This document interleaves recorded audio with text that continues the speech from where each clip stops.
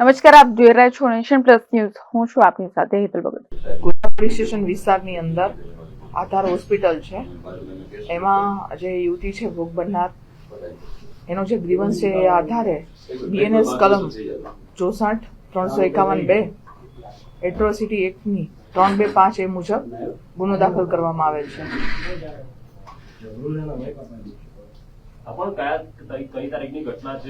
તારીખ 15 ની ઘટના છે અને જ્યારે યુવતી પોલીસ સ્ટેશન સમક્ષ આવે છે તરત જ મેટરને વેરીફાઈ કરી અને ગુનો દાખલ કરવામાં આવેલ છે.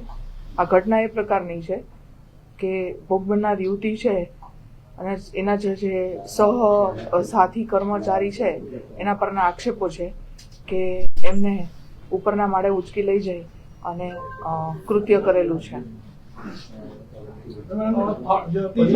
યુવતીને લઈ જવામાં આવી છે, ત્યાં હોસ્પિટલ છે ને હોસ્પિટલમાં કોઈ પેશન્ટ કે કોઈ આસપાસ હતું નહીં. આ ઘટના કઈ રીતના ઘટી એની આ તપાસનો વિષય છે.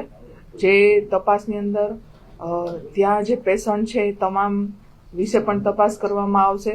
બીજા સહકર્મચારી હાજર હોય તો એની પણ તપાસ કરવામાં આવશે. ત્યાં જો સીસીટીવી કેમેરા હોય તેની પણ તપાસ કરવામાં આવશે. સીસીટીવી કેમેરા ત્યાં તપાસણી કરવામાં આવી. ઉચ્ચ અધિકારી બી ત્યાં પહોંચ્યા હતા ઘટના સ્થળ ઉપર અને તપાસ કરવામાં આવી છે. દુષ્કર્મ પીડિતા જે હતી તેને બી સાથે રાખવામાં આવી હતી. સીસીટીવી કેમેરા કે કોઈ તપાસમાં કઈ આવ્યું છે બહાર? હાલ સુધી આવેલી નથી અને આગળની કાર્યવાહી ચાલુ છે. પરિવારજનોનો પણ આક્ષેપ હતો કે જે પણ જ્યારે આ ઘટના બની ત્યારે ડોક્ટરે સાથ સહકાર આપ્યો નહીં. તે માટે શું પરિવારજનોની પૂછપરછ પણ ચાલુ છે કે પરિવારજનોએ અગાઉ કોને જાણ કરી છે અને જે ડોક્ટરને એમણે વાત કરી છે એ ડોક્ટરને પણ પૂછપરછ કરી અને તપાસવાનું કામ ચાલુ છે. આરોપી દ્વારા જે મેડિક્લેમ તેનો ક્લેમ સેટલમેન્ટ કરવામાં આવે છે, પોલીસ દ્વારા પેપર્સ કન્ટિન્યુ કરવામાં આવશે? હા, આવશે, 100% કરવામાં આવશે. પરિવારજનોનો આક્ષેપ છે કે સીસીટીવી કેમેરા જે હતા એ બી ત્યાં ચાલુ નથી. એ તપાસનો વિષય છે. સીસીટીવી કેમેરા મેળવી અને આ સીસીટીવી કેમેરા ચાલુ છે કે બંધ અને બંધ છે તો ક્યારથી છે એ તમામ તપાસ કરવામાં આવશે. કારણ કે હાલ સુધીનો જે બનાવ છે એમાં ભોગ બનનારની વિગત, ભોગ બનનારનો મેડિકલ કરાવવાનું, આરોપી હાથ કરવાનું કામ અને આરોપીને મેડિકલ કરાવવાનું કામ વગેરે કામ કરવામાં હોય.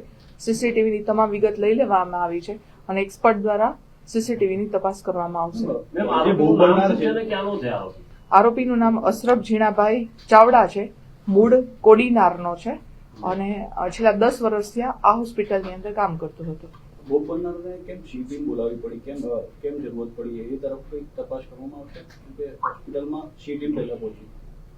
કારણ કે જનરલી મહિલા છે એ પોતાની રજૂઆત છે મહિલાઓને કરતી હોય છે.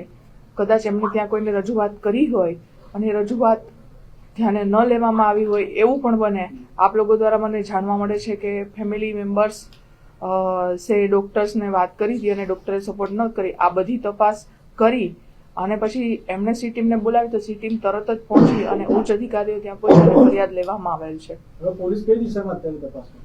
પોલીસ આ આરોપી શા માટે આવું કર્યું છે, આ આરોપીએ ખરેખર આવું કરવામાં કોનો સાથ સહકાર લીધો છે અને આ કરતી વખતે ત્યાં કોણ કોણ નજર જોનાર સાહેદો હાજર છે, સીસીટીવી અને સાયન્ટિફિક એવિડન્સ, કોલ ડિટેલ અને ટાવર ડમ્પની માહિતી લેવામાં આવશે.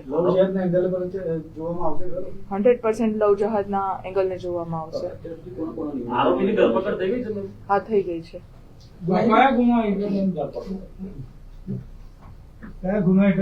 બીએનએસ કલમ 64, 351(2) અને 325(a) એટ્રોસિટીની કલમ. એ બધી તપાસ કરવાનો વિષય છે. હાલ કાયદેસરની કાર્યવાહી ચાલુ છે. આરોપીની ઉંમર 28 વર્ષની છે. હા, મેરિડ છે. સંચાલક જે હોસ્પિટલના હતા એ પરિવાર જે પીડિત જે છોકરી મહિલા છે એના પરિવારને પ્રેશર આપી રહ્યા છે એવી પણ માહિતી બહાર આવી રહી છે આ કેસને લઈને. હાલ સુધી અમારા ધ્યાને આવી વાત આવેલી નથી. ડોક્ટર દ્વારા શું નિવેદન આપવામાં આવ્યું છે આ મામલે? ડોક્ટરની કોઈ તપાસ કરવામાં આવી? ડોક્ટરની તપાસ કરવામાં આવશે. સમાચારોનો સતત અપડેટ મેળવવા માટે અમારી નેશન પ્લસ ન્યૂઝની યુટ્યુબ ચેનલને સબસ્ક્રાઇબ કરો, બેલ આઇકન દબાવો અને જોડાયેલા રહો ફેસબુક, ઇન્સ્ટાગ્રામ અને ટ્વિટર પર.